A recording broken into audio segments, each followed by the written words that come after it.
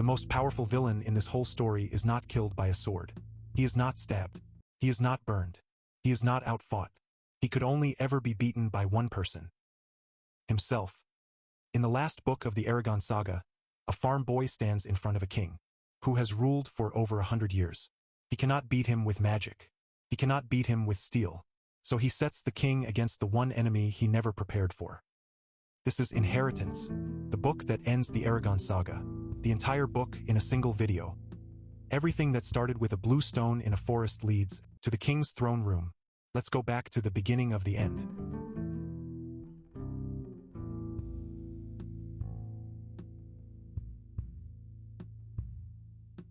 A weapon designed to kill dragons. A dragon mind locked in grief. And a farmer from nowhere who takes a fortified city by thinking about a canal. Welcome to the beginning of the end. This is the final book of the inheritance cycle. The Varden are no longer fighting to survive. They are marching east, city by city, toward Galbatorix's capital at Aroughs, and for the first time since this war began, they have a plan that might actually work. Whether any of them will live to use it is a different question. Bellatona is a fortified city.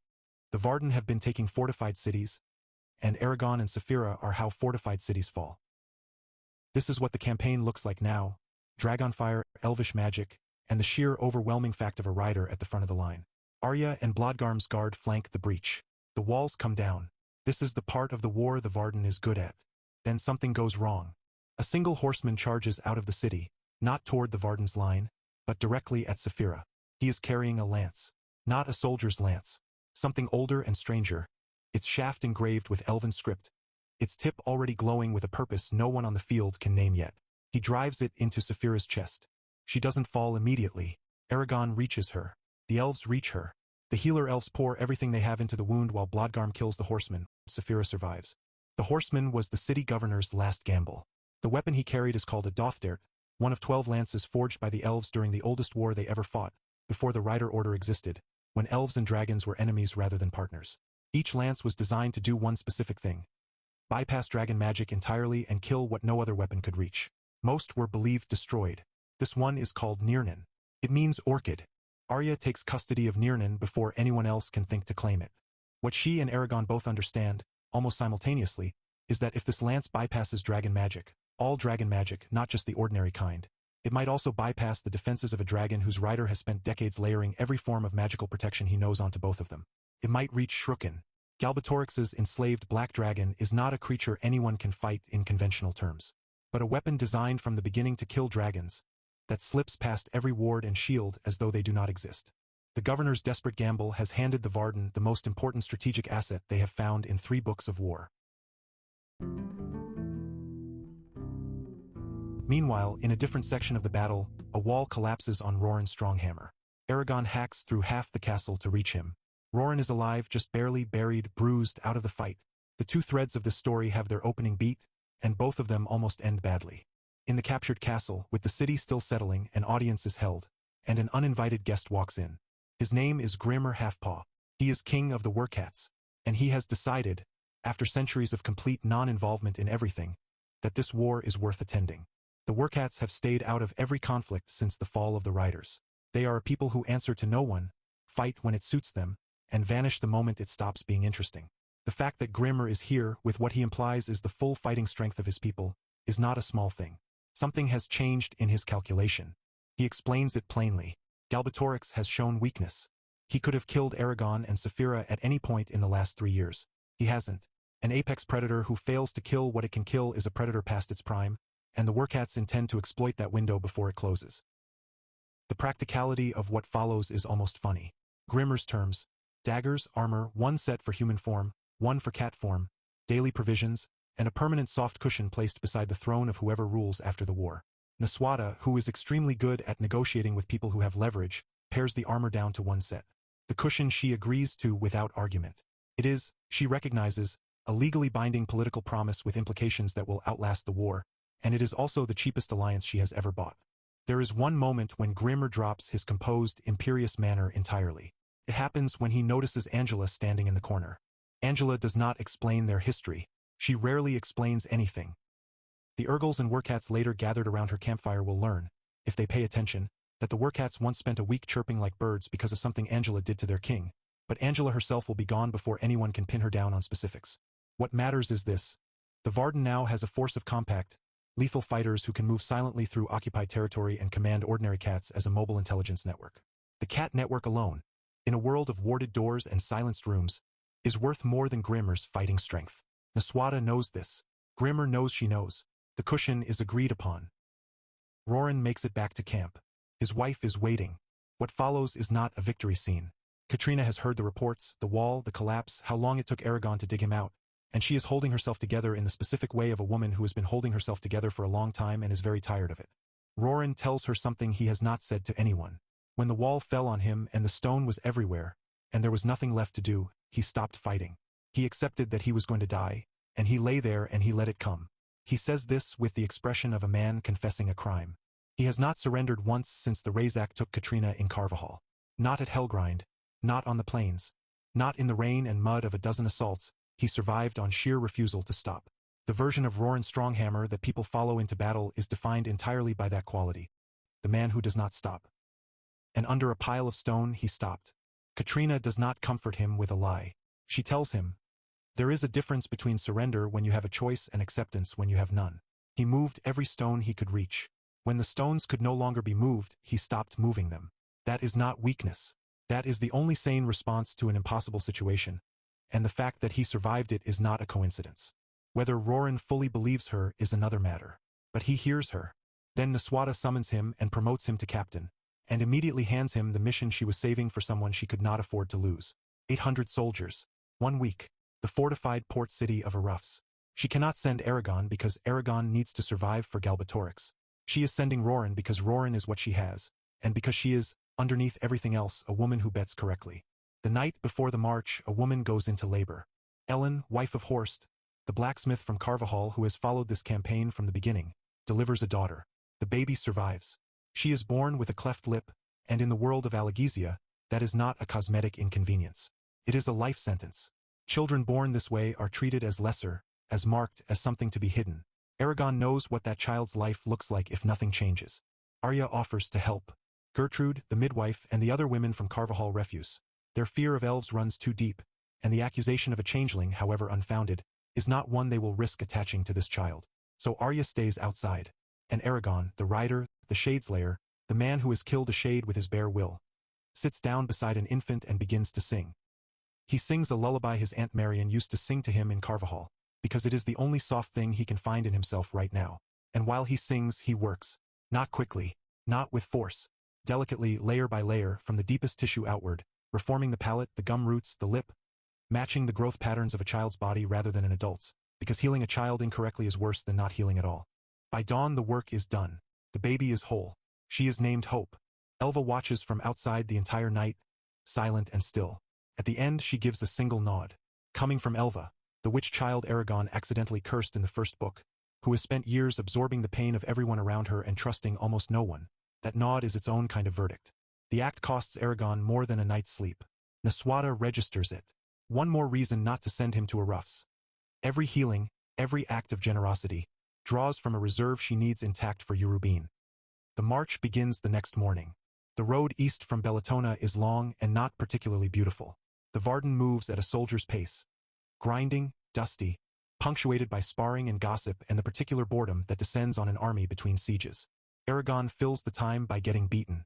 He spars with Werden and loses. He spars with Arya and loses more decisively, which is more embarrassing because he has been training under elves for 2 books and still cannot read the moment she decides to finish it. She defeats him with a warm smile. Not mockery, a genuine smile, deployed at precisely the moment it breaks his concentration. And he hits the ground, and she has already moved on to the next pass before he has finished being surprised. The lesson, if he is paying attention, is the one Glaedr told him. He is looking. He is not seeing. And then, without warning, on an otherwise unremarkable evening on the road, Glaedr speaks. Not a flood of words. Not a return. One sentence, delivered to Eragon and Saphira and Arya through the Eldenari. The stone that holds what remains of the golden dragon after Oromis's death. You must learn to see what you are looking at. Then silence. He cannot be reached further. Whatever opened briefly has closed again, back into the gray quiet of grief. But the sentence was deliberate. It was aimed.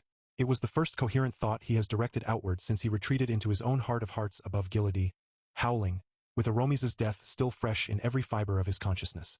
Eragon adopts the sentence as a directive. He writes it down in his journal, the journal he has started keeping in both runes and Lijuan Kveidi, the Elvish script, because writing something down means he is taking it seriously and not just waiting for the next battle to make it irrelevant. That same evening, Angela has gathered a circle of Urgals and Workats around a campfire, and she is telling them the true story of the Siege of Kvoth, a tale involving a murderous rabbit and a dragon named Mimring the Lustrous, about which nothing further needs to be said except that the Urgals have a genuine oral tradition that humans have spent generations ignoring, and Angela is one of the very few people in this world who understands that those two things are connected. The Urgals call her Ulathrek, Moon Eater. She has apparently earned that name.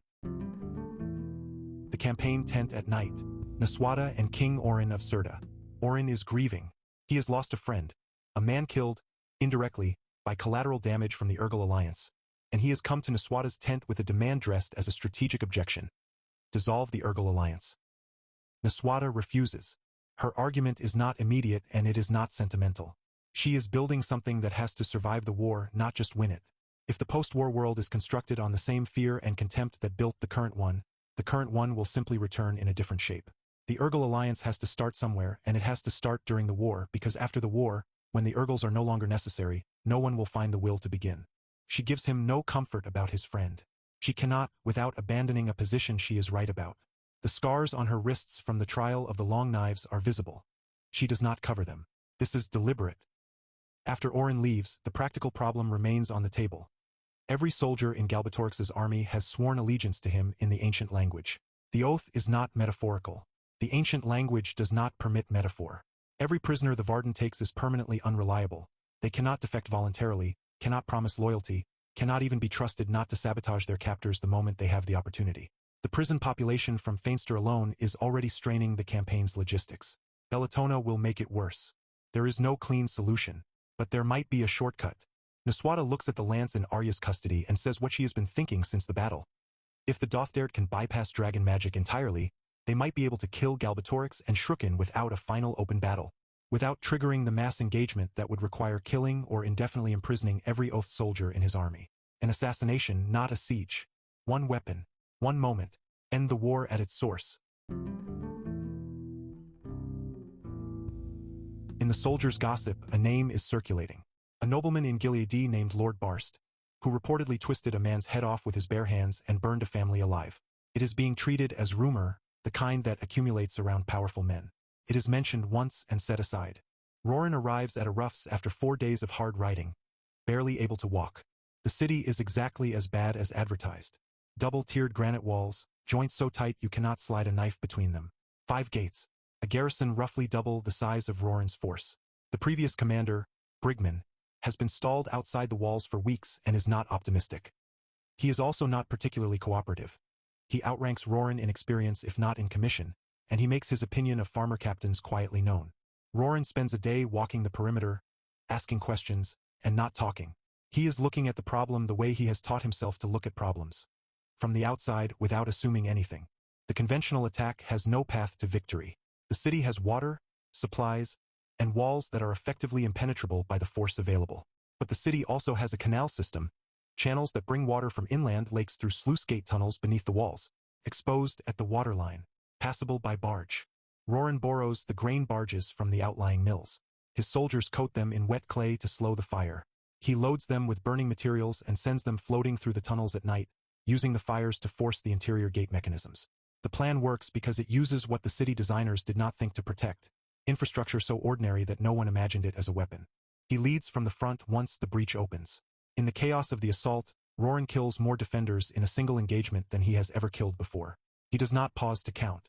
He wins. Aroughs falls. The western flank of the campaign is secured, and the Varden can march east without worrying about what is behind them. Karn, Roran's mage, present since the joint human-Urgal unit, has been indispensable throughout. On the ride to Aroughs, when hunting dogs were tracking the advance party, Karn performed an olfactory disguise, a spell that masked their scent entirely, turning a potential catastrophe into a non-event. Roran has learned to plan around a mage the way a general plans around cavalry, as a force multiplier, not a magic solution to every problem. What Nasuada saw in him, she has been proven right about. Again. Back with the main column, Eragon practices. He spars every day with Arya and loses regularly and writes down afterward what he noticed about why. He keeps a journal, writing in runes and Lijuan Kveidi both. He reads aloud to Glaedr from the dwarf history book Domia Abr Werda, a dense, comprehensive history of Allegezia compiled by a dwarven monk, hoping that something will reach the locked consciousness. The golden dragon does not respond. One evening Eragon stops in the dark outside a soldier's campfire and listens. They are ordinary soldiers, not elves, not Urgles, not Werkats, not anyone who has seen what he has seen or knows what he knows. They resent elves. They fear Werkats. They admire Eragon for saving a man at Feinster. They do not trust him because he does not look human anymore. The blood oath celebration changed his face, his ears, the texture of everything about him, and they are frightened of what they cannot control, and he is something they cannot control. He listens without interrupting. He does not correct them or comfort them. He takes it as data, a map of what his world actually thinks of him, as opposed to what he would like it to think. A symbol cannot lead people. A symbol is something people project onto, which is a different thing entirely from something people follow. He applies Glaedr's directive. See what you are looking at. The soldiers mention Lord Barst again. The story has grown in the telling. Now there is more specificity, more detail, more accumulated wrongness around the name. It is still being treated as rumor. In the way the series plants things, that is not a good sign. The road continues east. Dras-Leona is ahead. Urubine is beyond it. The campaign is winning battles and accumulating costs, and Eragon is writing things down, trying to understand what he is looking at before what he is looking at becomes impossible to survive. And a soldier's gossip about a man of unnatural strength that nobody is taking seriously yet. These are the things the Varden are carrying into the next phase of the campaign. Glaedr is in Eragon's pack, conscious, grieving, mostly unreachable, but one sentence came out. The question is whether Eragon can find the right key before the campaign reaches the point where Glaedr's knowledge and power are the only thing standing between the Varden and a defeat they cannot recover from. Dras-Leona is next. It is a city with a church at its center, the Church of Helgrind, home of the Razak's masters, a religion built around worship of the things that took Katrina and killed Brom and left their shadow across Eragon's entire childhood. He is going to have to walk into it, and this time, Aroughs won't be waiting in Alesmara when he needs guidance. Things are going well until they aren't. The Varden is camped before Dras-Leona, the last major city between them and Galbatorix's capital at Urubine. Roran is rejoining the column from Aroughs. Murtaugh and Thorn are sitting on the walls ahead, which is the reason Nasuada will not attack yet. And in Eragon's pack, the Golden Heart of Hearts has been silent since Aroughs died above Gilead. Silent, but present, and possibly listening. Roran contacts Nasuada via magic mirror from a bedroom in captured Aroughs. He is wounded, barely coherent, and the first thing he says is that the city fell. The canal barge tactic worked. Then he says that Karn is dead. Karn, his mage, his companion since the joint human-Urgle unit, the man who disguised their scent from hunting dogs on the road to Aroughs, was killed in a duel with an enemy wizard. He was not a legendary figure. He was a person Roran trusted, and now he is gone. Nasuada promotes Roran to battalion commander. She processes the loss the way she processes everything. Absorbed, accounted for, moved past. The mission succeeded. The western flank is secured. There is already a next problem. When Roran rejoins the main column at Dras-Leona, Eragon sees his cousin's face and stops. Roran is not old. He is 20, maybe 21. He looks 5 years older than he did at Aroughs. This is what sustained command does to a person. Not the individual battles, but the accumulation of them, the weight of every decision made under conditions where being wrong gets people killed. Roran carries it without complaint. He just looks like someone who has been carrying it. Eragon is sparring with Arya and losing. Again, this is not new. What is new is that he loses his temper so badly that he nearly throws Breezinger at her. A fully enchanted rider blade, in the direction of the elven ambassador, in the middle of a training exercise. He stops himself, barely, at which point a voice speaks from the pack on his back. One word. Enough. Glaedr is here, present, focused, and furious with Eragon in a way that means he is paying attention, which is the first good news Eragon has had in weeks. Blodgarm presses harder, making an argument so deliberately provocative that it nearly triggers real rage. And Glaedr, recognizing what Blodgarm is doing, agrees to teach. Saphira tips the balance. She offers her wings. She does not beg. She invites. And she knows exactly how to reach what is left of him. What follows over several days is the most consequential training sequence in the entire series. Glaedr does not teach Eragon new spells. He does not teach him new sword forms. He dismantles the foundation of how Eragon fights and replaces it with something different. The way of the warrior, Glaedr says, is the way of knowledge, not of the opponent's moves but of the opponent's self. You are not reading a sequence of attacks. You are reading a person, their fears, their habits, the gap between who they think they are and who they actually are in the moment when everything goes wrong. Eragon empties his mind. He stops anticipating. He watches. He beats Arya in a sparring match for the first time, using the angle of the sun and her expectation of his failure, because she was not watching him the way he was watching her. She is delighted. She is also exactly as competitive as he is, and the delight does not prevent her from trying to immediately win the next round. The training culminates in a test that nearly kills him. Glaedr asks Eragon to summon not fire from Briesinger, but the essence of fire, what fire is, stripped of every safety layer. Eragon does it. He survives, barely. Glaedr tells him never to do it again. The lesson is not the fire. The lesson is that Eragon can grasp what things actually are at the level below their names, and that understanding will matter far more at Eurubine than any quantity of stored energy. Nasuada is told about Glaedr. She greets him formally, in the ancient language, and asks for advice on Dras-Leona. He has none to offer.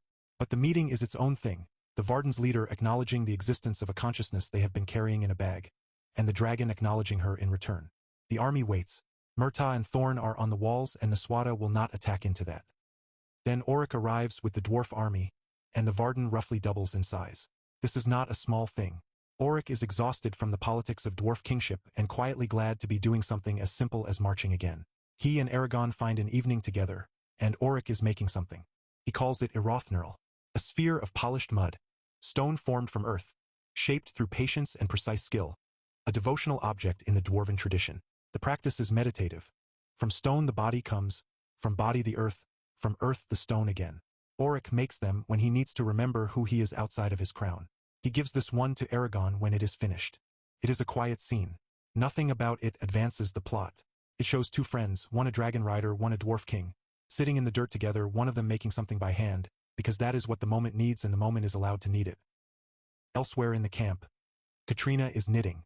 Angela is telling the Urgles and Werkats the true story of the siege of Kvoth, a tale involving a murderous rabbit and a dragon named Mimring the Lustrous, and the Werkats are sitting about as close to the Urgles as Werkats ever voluntarily sit near anything. The army is waiting, not breaking. The food supply is near critical.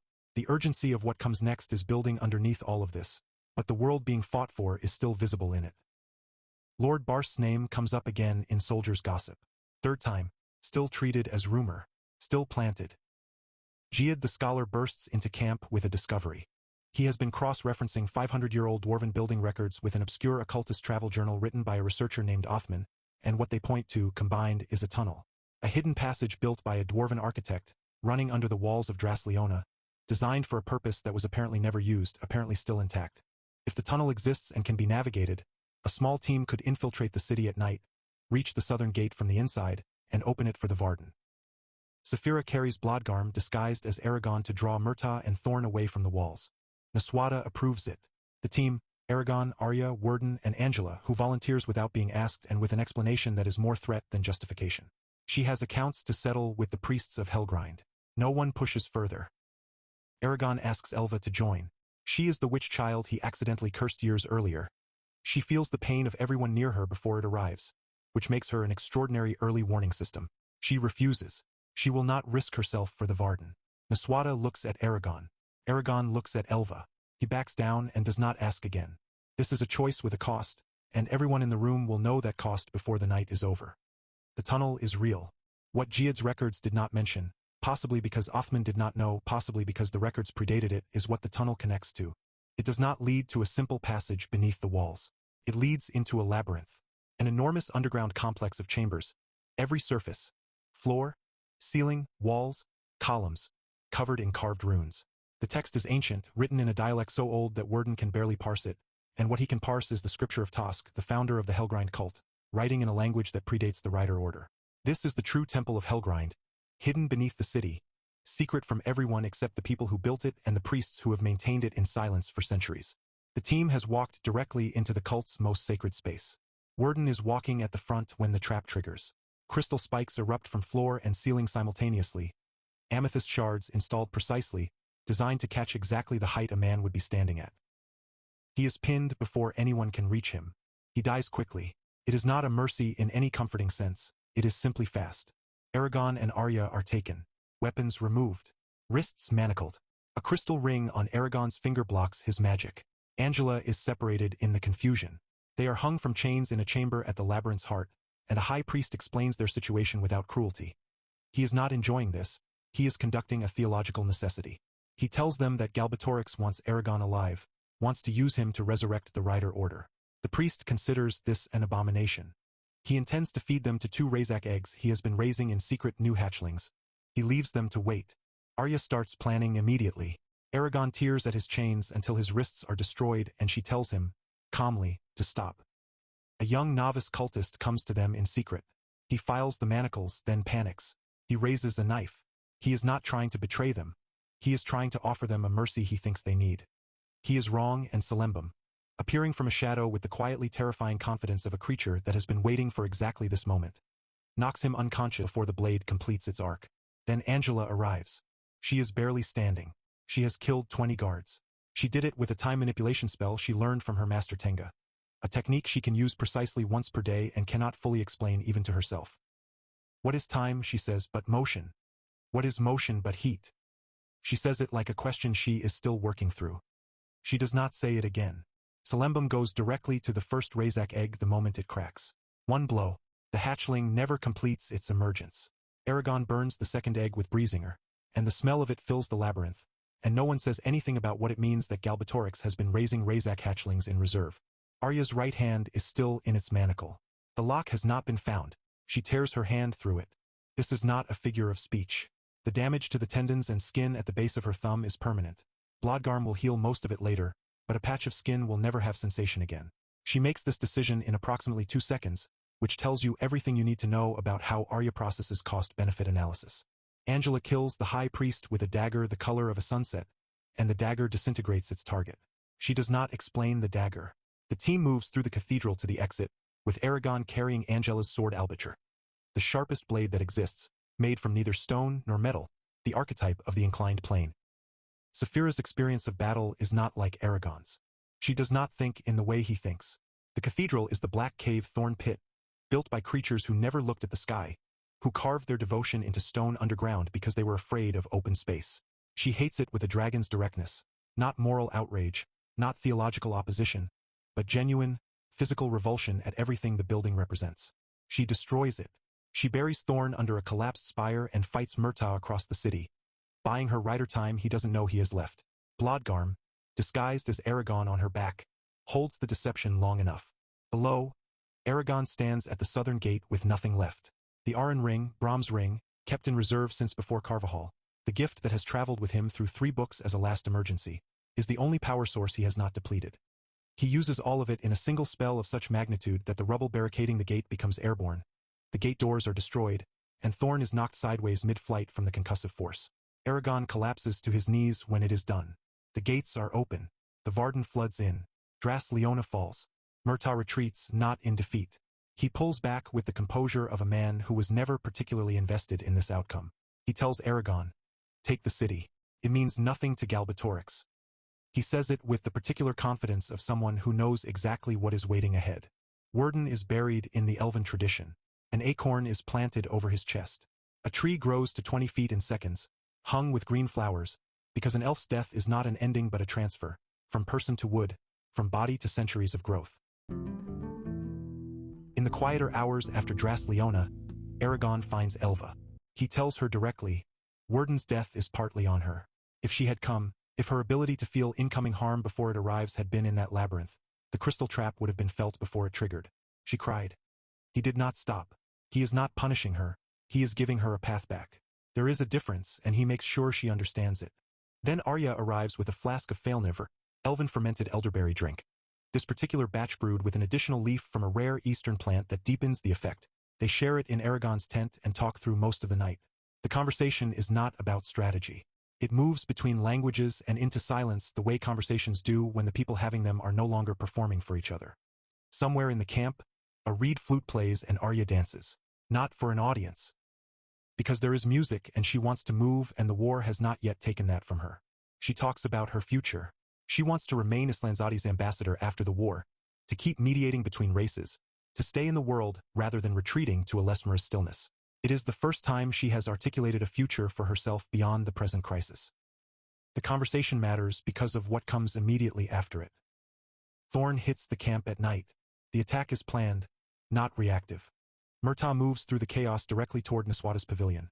Not fighting, moving, with the efficiency of someone who knows exactly where he is going and has already accounted for every obstacle. He emerges carrying her unconscious body.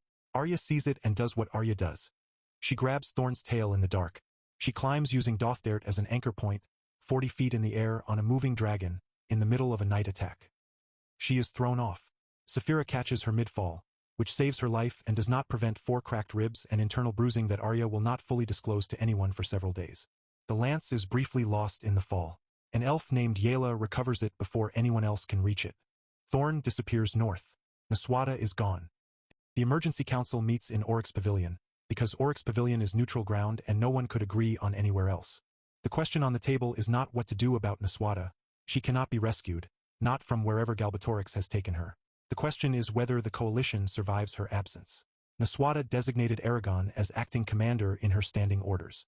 Oren challenges this immediately, and he is not entirely wrong.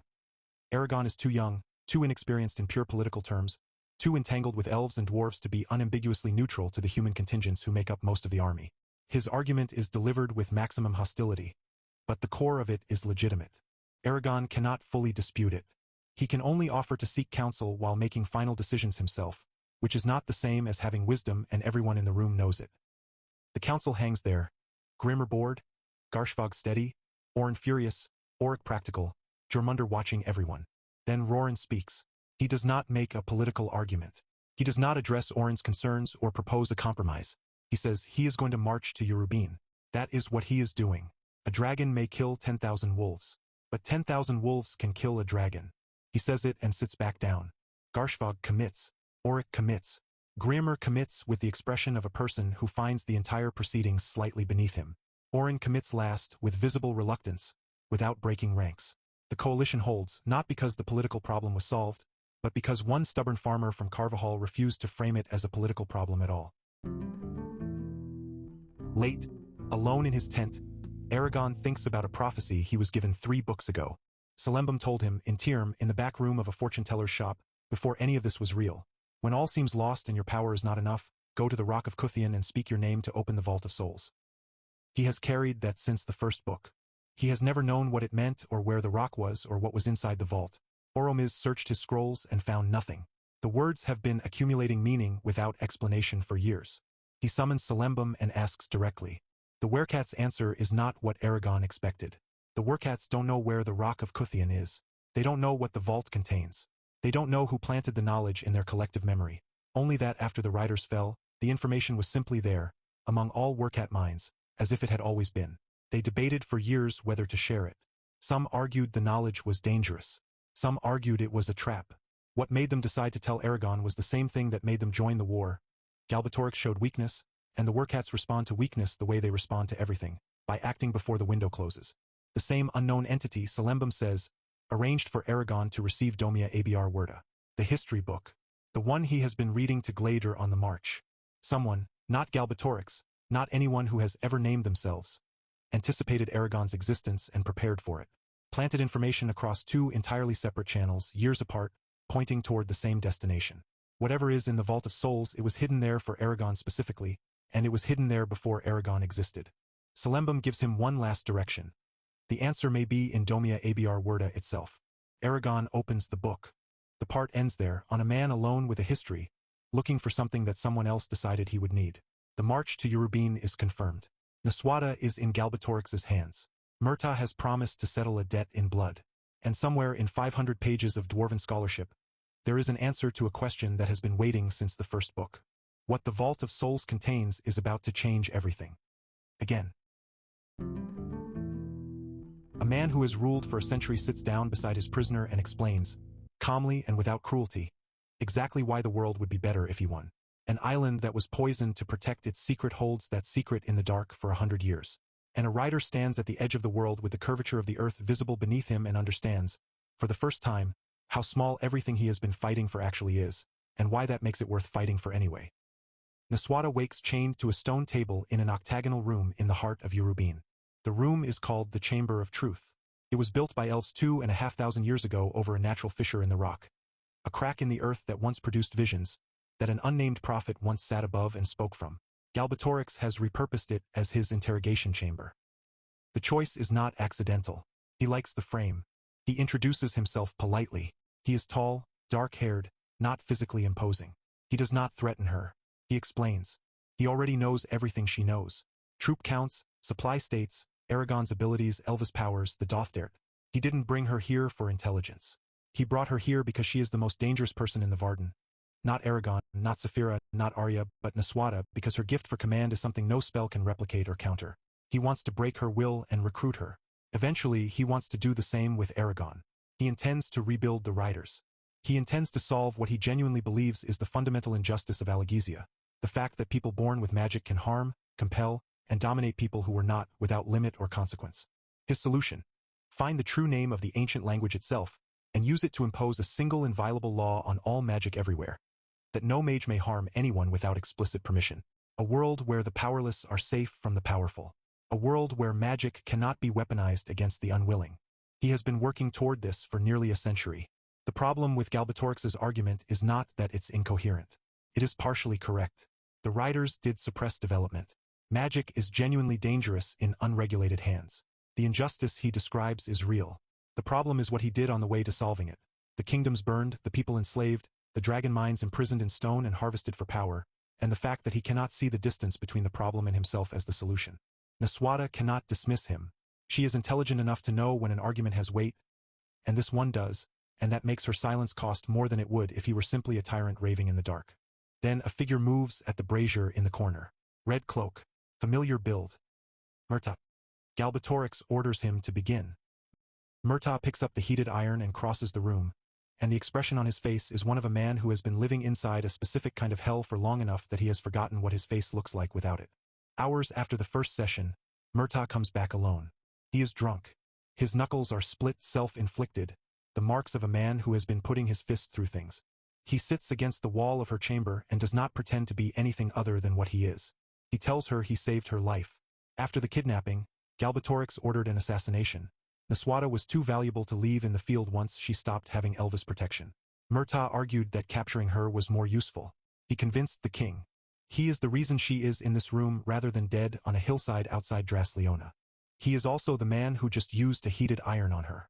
He does not ask her to resolve that contradiction. He can't resolve it himself. He tells her about Tornak, his sword teacher, the only adult in his childhood who treated him as a person rather than as Morzen's son, who taught him not just technique but discipline, the distinction between fighting and killing, the difference between strength and its uses. Tornak was killed during their escape attempt from Urubine. Galbatorix allowed them to get 3 streets out of the city, then closed the net. Murtagh fought free. Tornak didn't.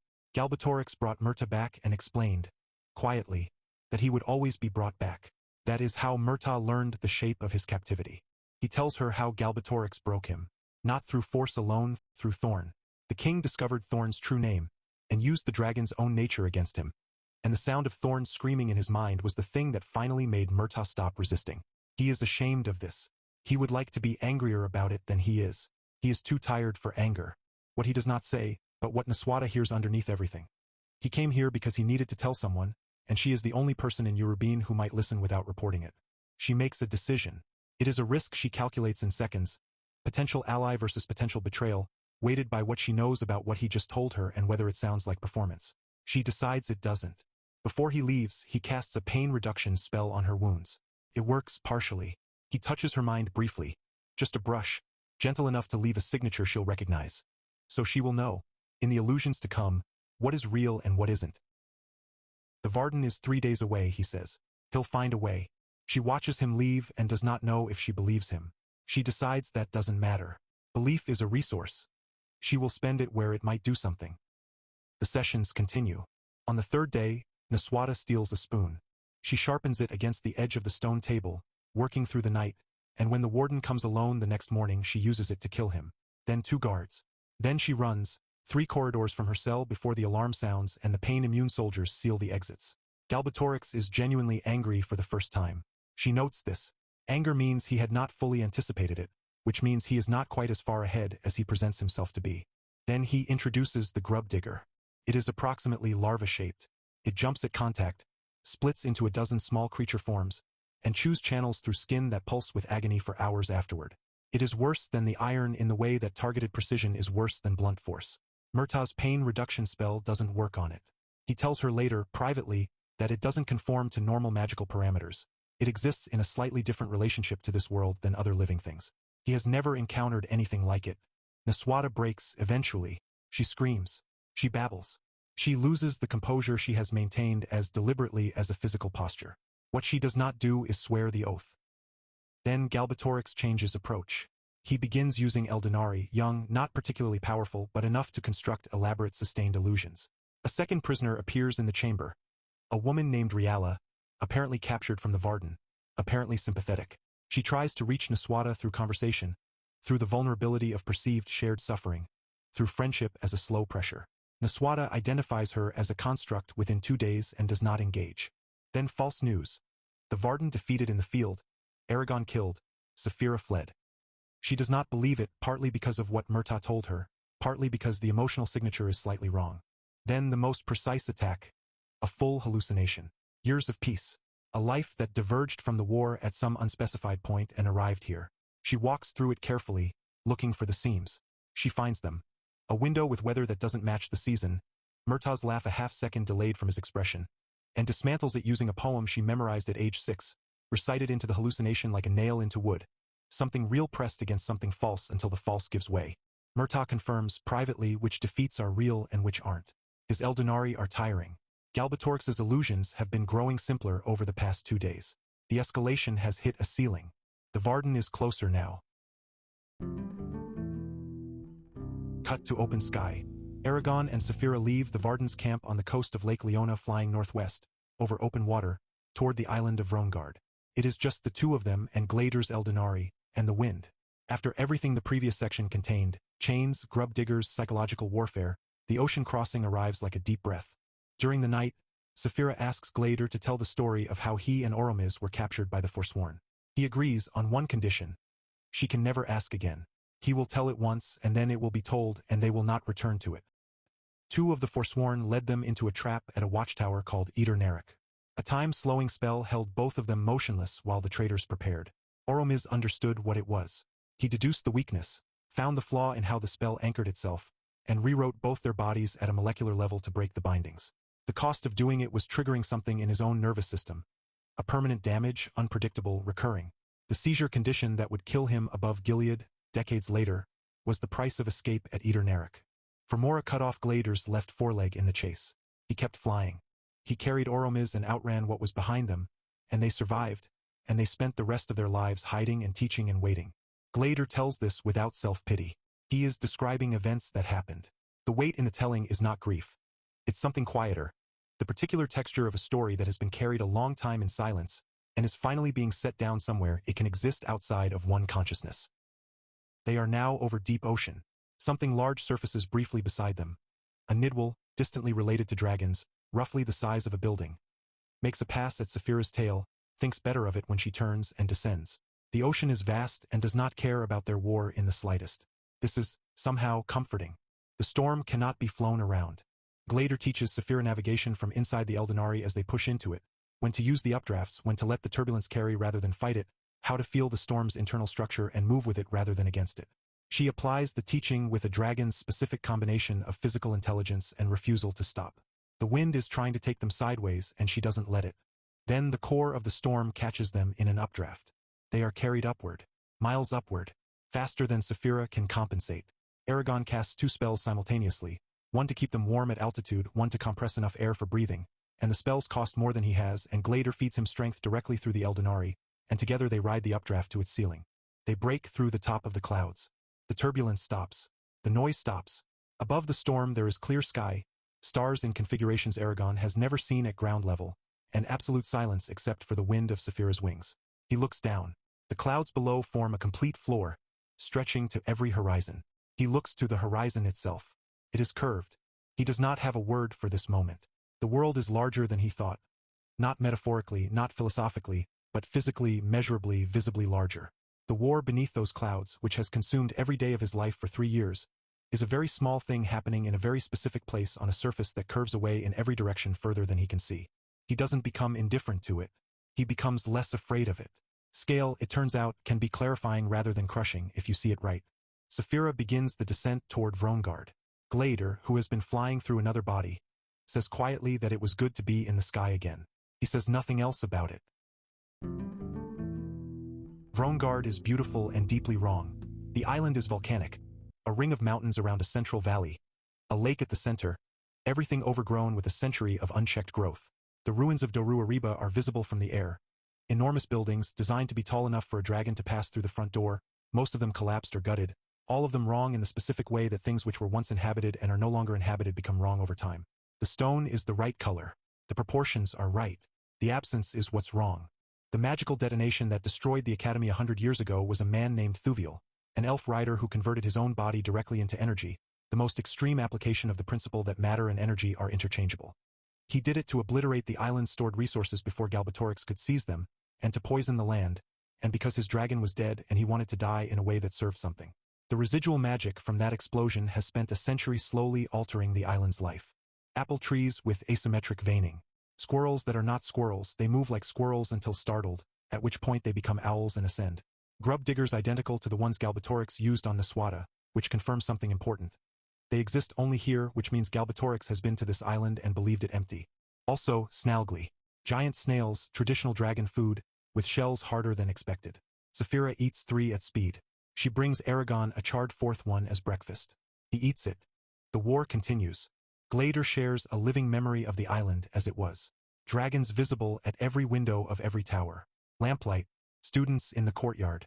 The sounds of a functioning rider academy. Metalwork, voices, wing beats in the ordinary morning air. He projects this over the present ruins so Eragon and Saphira can see both simultaneously, the living past and the dead present layered together. In the valley floor, the skeletal remains of dozens of dragons are visible. The largest is Belgabad, once the greatest wild dragon in the world, larger than any rider dragon. His bones now a landscape feature. The island has been producing new things since the detonation. Species with no ancient language names. Things Glaedr cannot identify. At night, robed figures move through the ruins. Glaedr speculates. He does not know what they are, survivors' descendants perhaps, or a cult that venerates what was here. They are not approached. They do not approach. They are simply present, moving through the dark at the edge of perception, and then gone. The Rock of Cuthian will not open without a true name spoken at its surface. Not a title or a chosen name, a true name in the ancient language, the name that a thing actually is, precise to the point where even a single incorrectly weighted syllable would be wrong. Glaedr tells them what he knows and then steps back. Finding your own true name, he says, is something you should do alone. The process takes 2 days and is, as Eragon will later describe it, humiliating. He and Saphira tell each other their worst qualities, their most shameful memories, the moments they would most prefer not to have happened and prefer even more not to have to describe. The self-deceptions they have been maintaining comfortably for years. Saphira's true name arrives in a flash of recognition during the second night. A long phrase that includes her pride, her loneliness as the last female of her species, her love for Eragon that goes deeper than partnership, and several qualities she had not named for herself before this moment. She does not translate it. The reader hears it the way Eragon does, in the ancient language, complete, correct, hers. Eragon cannot find his. He keeps describing who he used to be, the farm boy from Palancar Valley, the rider he was trying to become. These feel true. They are not his name. On the second night, Glaedr sends him out alone with a single instruction. No weapons. Eragon runs through the ruins in the dark, clears rubble from a collapsed courtyard for an hour, climbs a 300-foot decorative column to its crown, and sits above the ruined city trying to understand what he is actually looking at when he looks at himself. The recognition arrives quietly, the way real things often do. He has been trying to describe who he was. He is not that person. The valley of Palancar, the farm, the boy who left. That life cannot fit the person who exists now, and he does not, he realizes, want to go back. He has been carrying the assumption that wanting to go home was a sign of integrity, and the truth is that home is gone and he has been grieving it while also being, in the place he has reached, genuinely himself. He says, I am not who I was. And then he finds it. He laughs and cries at the same time, sitting on top of a ruined column above a dead city on an island at the edge of the world, and Saphira lands beside him and says nothing, because nothing is the correct response. The Rock of Cuthian is a jagged stone spire in a clearing north of the great library ruins, surrounded by wild roses grown enormous over a century with no one to tend them, and stone benches no one has sat on in 100 years. It is not dramatic to look at. It is a rock. Eragon spends an hour casting detection spells over every surface. The island is saturated with old magic, Overlapping spells, some still active, some decayed into meaninglessness, some so old he cannot parse their structure. He finds no traps, but the island has already demonstrated that it contains things he cannot identify, so he cannot be certain. He decides to proceed anyway. He has not come this far to stand outside the door. Glaedr speaks his true name first. Several sentences long, dense with centuries of experience and grief and love and the specific complexity of a consciousness that has lived long enough to know its own contradictions. Then Saphira. Then Eragon. A crack appears in the stone. Then double doors, covered in golden runes that are anti-detection wards, which is why none of his prior spells found them. Swing outward and reveal a tunnel descending into the rock, into the mountain, into the dark. They follow it for a mile. The tunnel opens into a large circular chamber. Standing at its center is a humanoid figure in tarnished gray metal, shaped with a dragon's head and carrying no weapon. It looks at them, then it attacks. The attack is not physical. It is a mind force that seizes all three of them simultaneously, Eragon, Saphira, Glaedr, and reads every memory from the day Eragon was born to the present moment. Not selectively. Everything. It takes approximately 3 seconds. Then it releases them. A voice speaks. Old, measured, with the patient precision of something that has been waiting a very long time and can wait longer if necessary. I am Umaroth. I speak for those present. Welcome. The chamber fills with light. 136 Eldenari. Arranged in the walls, on stone shelves, in alcoves cut by hands that worked here before Galbatorix was a name anyone feared. And on the floor, dragon eggs. Dozens of them. Unhatched. Unawakened. Kept in this dark for a century waiting for a world that might be able to hold them. Umaroth was the dragon of Rael, the last leader of the Riders, killed by Galbatorix before the order fell. He has been here since slightly after that moment, organizing, waiting, nudging what could be nudged from underground. He tells them what they arranged. They directed Saphira's egg toward Eragon, altered the transportation spell so it arrived in the right place. They arranged for Eragon to receive Domia Abr Werda. They healed his back during the Blood Oath celebration when the damage was worse than anyone knew. They killed 3 of the Forsworn using Brahm as their instrument, shielding the information from him so he could not betray it even under compulsion. They have been acting at the edge of what was possible from inside this mountain for 100 years, with limited power and no certainty that any of it would work. They chose to wait rather than be destroyed. They chose to believe someone would come, and they arranged, as carefully as they could from a distance of 100 years and an underground chamber, for that someone to be exactly who did come. Saphira makes a sound that Eragon has never heard from her before. Other dragons, living ones, present, real, hearing her voice. She has been alone in her species since before she hatched, and the chamber is full of them, and the sound she makes has no name in any language Eragon knows. The eggs will stay behind, guarded by 5 Eldenari including the Metal Guardian, whose name is Quarik, who has a dragon's Eldenari for a heart, built by an elf named Silvari who understood that some things require a witness that cannot die. The remaining 131 leave with Eragon and Saphira, carried in a fold of compressed space just behind Saphira's left shoulder, visible to those who know to look as a small black pinpoint that bends the light around it. Galbatorix knows the vault exists. What he does not know is that it survived. He assumed Thuviel's explosion destroyed it. He assumed wrong. The march to Urubine is 3 days away. The Varden does not yet know what is coming with Eragon when he returns. The Secret War Council meets behind a hill on the edge of camp. Because secrecy requires distance from anyone who might overhear, Eragon makes them swear in the ancient language before he speaks. What he is about to say cannot leave the circle, not because he doesn't trust the army, but because Galbatorix has spent a century learning to read what the Varden knows, and the only advantage left is surprise. They swear. He explains the Eldenari. He explains the Vault of Souls. He introduces Glaedr formally, and then he lets Umaroth speak. The effect on the elves is immediate and total. Islanzadi and Arya both collapse to their knees without deciding to. Old names among the voices. Friends long mourned as dead. Presences they have missed for 100 years suddenly present in the air around them. Auric is stunned and operational within about 90 seconds, which is characteristic. Orin takes longest. Roran's expression suggests he has stopped being surprised by impossible things and is now simply cataloging them. The attack plan dawn. Saphira carries Arya, Blodgarm's mages, Elva, and Nirnan into the citadel while a decoy, an elf-constructed false Saphira, draws Murta and Thorn across the city and buys them time inside. When the deception is discovered, it will have served its purpose. That night Eragon walks the camp alone, invisible, moving between fires. He talks to soldiers who don't know he's there, or rather, he walks near enough to hear what they're saying and close enough to answer a question or two without the questioner seeing where the voice came from. He spreads false information about where he will attack. He visits Roran and Katrina. He sits with Horst's family for a while. He finds Giad and tells him that after the battle there are things Giad should know, for the sequel to Domia Abr Werda, for the history that is still being written. Shrukin appears at midnight, not attacking, circling the camp from height, breathing fire wide of the mark at intervals, designed to keep no one sleeping and everyone aware of what is waiting in the city ahead. He is enormous. He is black. He makes no sound except for the fire. Elva, watching from outside her tent, says what she knows about him. He is insane, has been insane for decades, is in constant agony from the conditions of his enslavement. He cannot be reasoned with. He cannot be saved. He is not a partner or a prisoner. He is a weapon Galbatorix made from a living thing, and what the living thing became in the process is past any recovery Elva can perceive. She pauses, then says she will come in the morning. Eragon finds Roran last. They say approximately 20 words to each other, which is more than enough. Roran says he'll be at dinner tomorrow.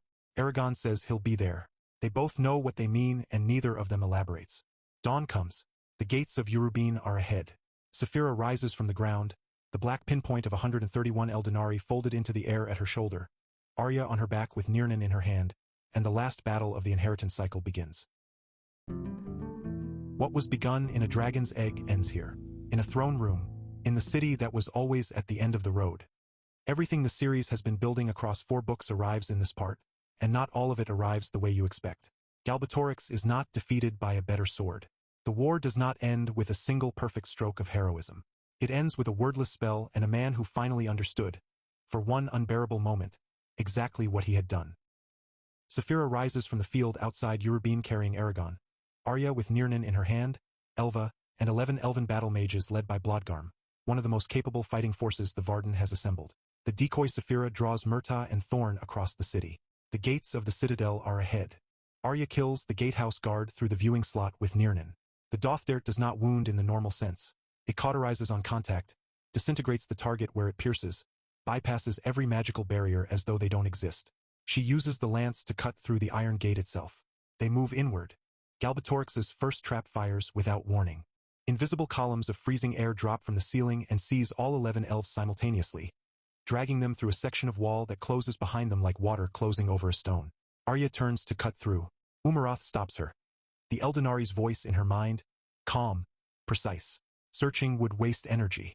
Walking after them would walk into the next trap. Blodgarm is gone. 11 mages, gone. Eragon, Saphira, Arya, Elva, and 131 Eldenari folded into a pinpoint of space at Saphira's shoulder move deeper into the citadel. They have lost their main magical support screen before the confrontation has begun. The king has been preparing this room for a very long time. The throne room is vast and barely lit. Twin rows of lamps casting long shadows across a floor that stretches toward a throne at the far end. Galbatorix is sitting on it. His sword, Vroengard, lies across his knees, white-bladed, taken from Vrael when Galbatorix killed him. The sword of the last leader of the Riders now serving the man who destroyed the Order. His coat is made from the hide of Belgabad, the largest dragon whose skeleton they walked past on Vroengard. He wears his history like armor. He welcomes them by name, all of them, including Umaroth. He thought the vault was destroyed. He is not particularly unsettled to discover he was wrong. He is composed in the way of a man who has had a century to prepare for every scenario he could imagine, and he can imagine quite a lot. When Elva steps forward, her power is to feel incoming harm before it arrives, and she intended to use that as an early warning system against Galbatorix's magic. She opens her mouth and nothing comes out. He anticipated her. He silenced her preemptively. She watches him with the expression of someone who has just discovered the shape of a cage. Then he demonstrates what he has been building for a century. He speaks the true name of the ancient language, not one word but the name of all names, the designation of the system itself, the key that locks every lock simultaneously. And then he does nothing else because he doesn't need to. Eragon tries to cast a spell. Nothing happens. Arya tries. Nothing. Saphira attempts something older and more instinctual. Nothing. The ancient language, the medium through which all intentional magic in this world is expressed, the grammar of reality itself, is no longer responding to anyone who does not know its name. At the back of the throne room, the thing Eragon had assumed was a wall moves. Shrukin. Galbatorix's black dragon, enslaved since childhood, so large that his body fills the entire rear third of the chamber and was invisible in the dark until he chose to breathe. He is old and enormous and insane. Insane in the specific way that a century of captivity and pain and magical compulsion produces, which is past anger and past despair and into something that has no name in any language. There are no good options in this room. Eragon stands in the center of it and tries to find one. In the city below, the battle is going wrong. Lord Barst has been cutting through the Varden's lines, through elves, through Cull Urgles, through every offensive spell aimed at him, with a methodical efficiency that is generating genuine panic in the ranks. The reports were accurate and the reality is worse. He moves faster than a man should move, hits harder than a man should hit. And when magic strikes him, it finds the Eldonari implanted beneath his armor and stops, absorbed, contributing to his reserves. Killing him through conventional force means exhausting what is inside him, and what is inside him is a dragon's heart of hearts. Queen Islanzadi dies fighting him. She destroys her own sword against his defenses, the blade shattering on impact, and he kills her in the exchange. Roran watches it happen. He files the information the way he has learned to file things in battle. Real, already past, respond accordingly. He himself is broken in about 4 different ways at this point. A catapult stone caught him. An arrow is in his back. His shoulder is dislocated and his ribs are cracked, and he is still standing and issuing orders because the alternative is everyone around him stops standing. He assembles a plan from what is available. The wall-mounted catapults, elven mages to steer the stones precisely, Cull Urgles in a coordinated ground assault to drain Barst's Eldonari, reserves through simultaneous attack from all sides. The principle: flood the channel until it overflows. He coordinates it from a position that requires him to be upright longer than any reasonable assessment of his condition would support. The Eldonari inside Barst's breastplate cracks under the sustained assault and the impossible weight of stone and Urgle bodies. White light erupts through the seams of his armor. The sound of a dragon soul released from a century of imprisonment and pain. Finally free, finally gone. Barst dies. The scream that comes with the light is not his. Roran collapses. Angela finds him and keeps him alive with her hands and the practiced calm of someone who has been doing this since before anyone in this battle was born. Roran gives his last conscious orders from the stretcher they carry him out on. The Varden's lines hold. The city falls behind them as they push toward the citadel. Islanzadi's White Crow, which had accompanied her throughout the campaign, attacked Barst during the final struggle at significant cost to itself. Then it flew south. In the throne room, Galbatorix tires of the standoff. He orders his 2 riders to fight, Eragon and Murtagh, the sons of Brom and Morzin, in the throne room of the man who shaped both their lives before they were old enough to understand what was being shaped. He frames it as a question worth answering: which of them is better? He frames it as entertainment. The fight is long, skilled, and genuinely dangerous. Murtagh is the superior swordsman, has been since the beginning, trained by Tornak before he was 10 years old, refined by a decade of fighting at Galbatorix's command. He is also fighting with a particular kind of desperation that Eragon cannot fully read. He looks like a man with a plan and very little time. During a clinch, blades crossed, faces close. Murtagh says it in a breath. He needed 1 more day to free Nasuada properly. He had been preparing something. Now he will have to do it this way instead. Then he lets Eragon wound him. He steps into Breezinger deliberately, opens his guard with the specific intention of being injured, and falls near Galbatorix. From the floor, with every fiber of will he has against the compulsions that have governed his body for years, he speaks the name of names. Then other words in the ancient language, a rapid sequence of strippings and dissolutions, his voice shaking and absolute. Removing Galbatorix's binding of the enslaved Eldonari, dismantling his protections, breaking every oath in the room that held by his authority.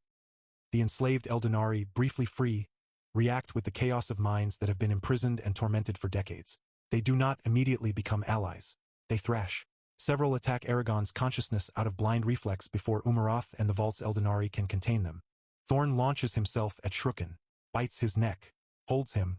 The black dragon is vastly larger and insane, and the red one holds on anyway with the commitment of a creature that understands what it is doing and has chosen to do it.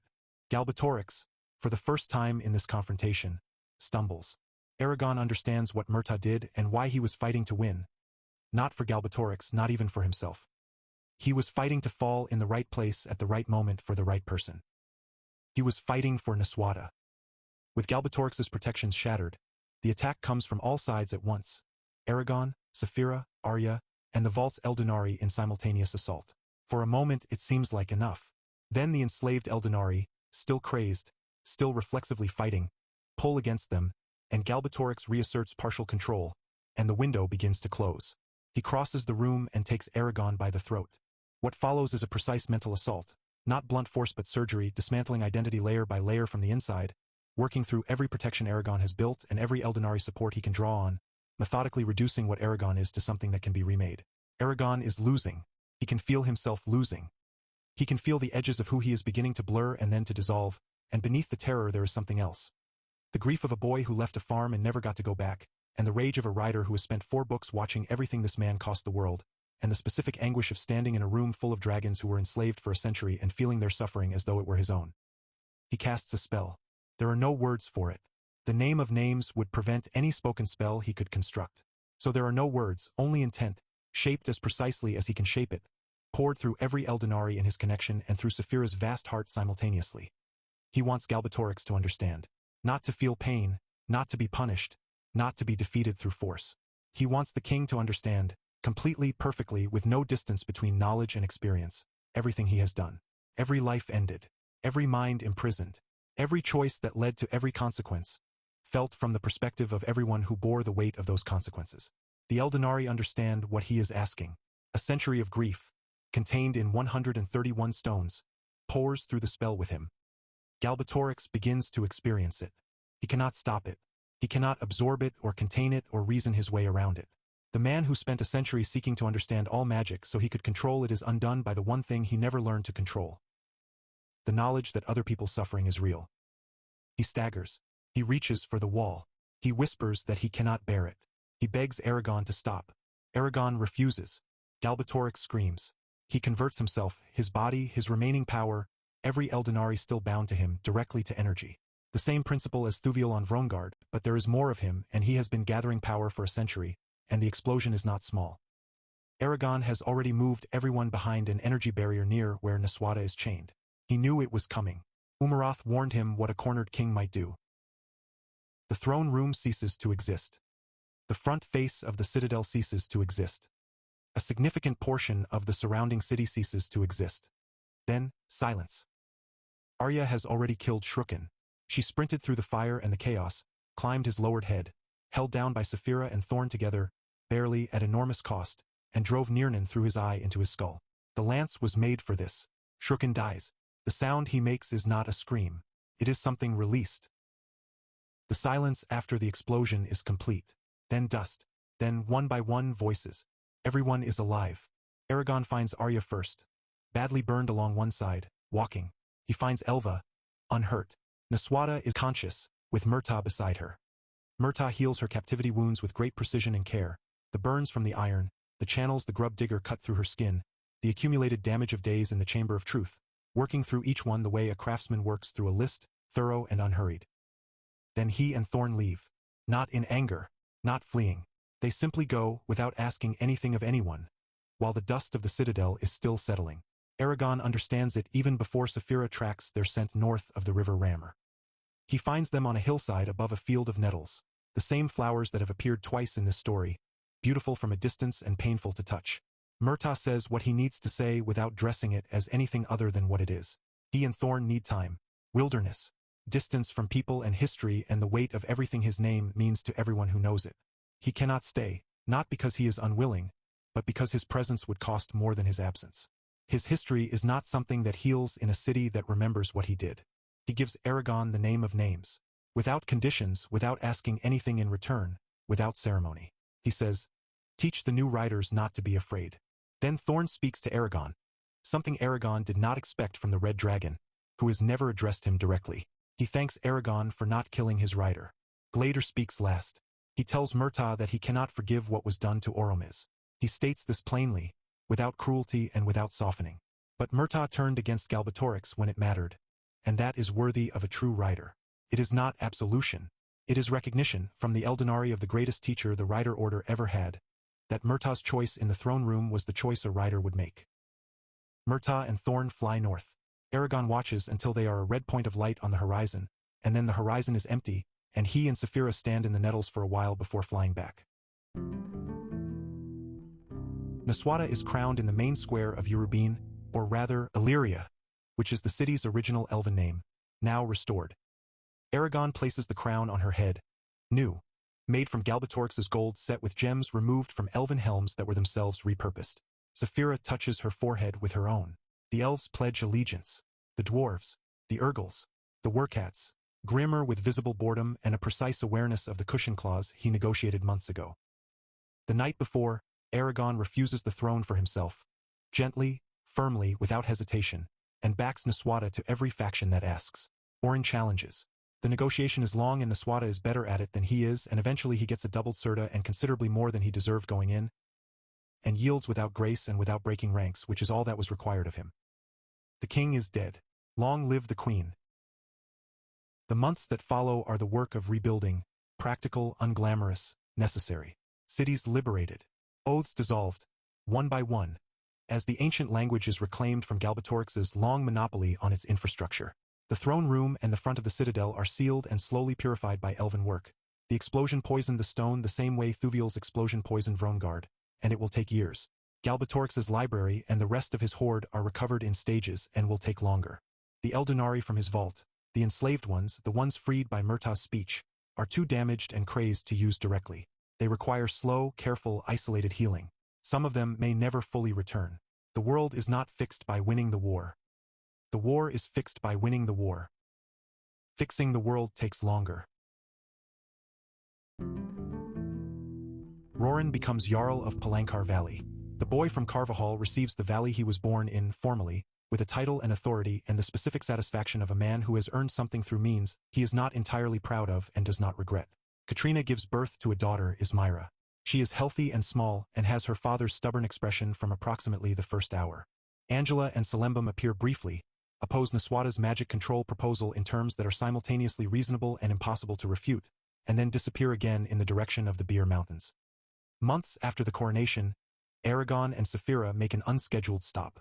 Brom's grave is exactly as they left it in the first book. A diamond encasing preserving the body beneath it, untouched by the years, in a small dell beside the road that no one visits because no one knows it is there except Eragon and Saphira and anyone Eragon has ever told. He kneels beside it. He cries. The grief of a person who loved someone and did not fully know it until after the opportunity to say so was gone. He considers, briefly and desperately, whether the vault's Eldonari might have enough combined power to reverse what was done here. The body is preserved. The Eldonari are vast. Is it possible? He puts the question to Umaroth. The answer is no. Then Valdr speaks, the oldest of the Eldonari, who communicates in images and rarely in words, who has existed longer than anyone in this story can fully comprehend. He says, "Leave the dead to the earth." Eragon accepts this. Not easily. He accepts it. He adds to the epitaph. The inadequate inscription that was all he could offer in the first book is now completed with Brom's full story, carved with magic into the diamond. Ryder, founder of the Varden, Eragon's father.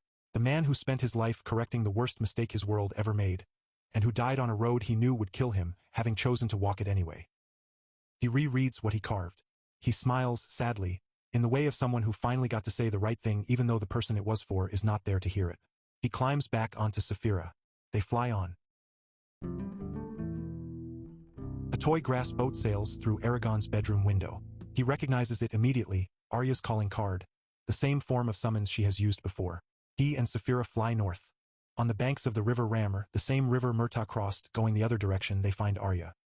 She is on Dragonback. The dragon is smaller than Saphira, newly mature. His name is Fernan. He was raised in Du Weldenvarden, on the rocks of Tel Nair where Oromiz once lived, and he hatched for her, the first dragon to choose an elf as his rider in more than a century. Arya is wearing the golden diadem of the Elven Queen. She accepted the crown. She looks exactly the same as she always has and entirely different than she did the last time Eragon saw her. She initiates something no one initiates lightly, the exchange of true names.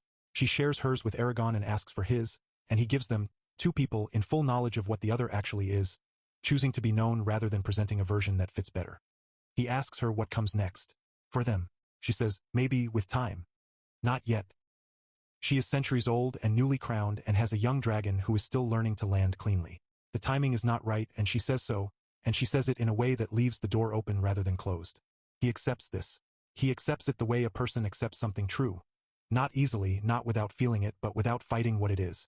Then Saphira rises and Fernan rises, and above the river they attempt the mating flight. Joyful, primal, two dragons circling in fire above the field of nettles while their riders stand below holding hands, watching. Fernan's voice, when he speaks, is lower than even Glaedr's. A new sound in the world, the voice of a dragon that has never existed before.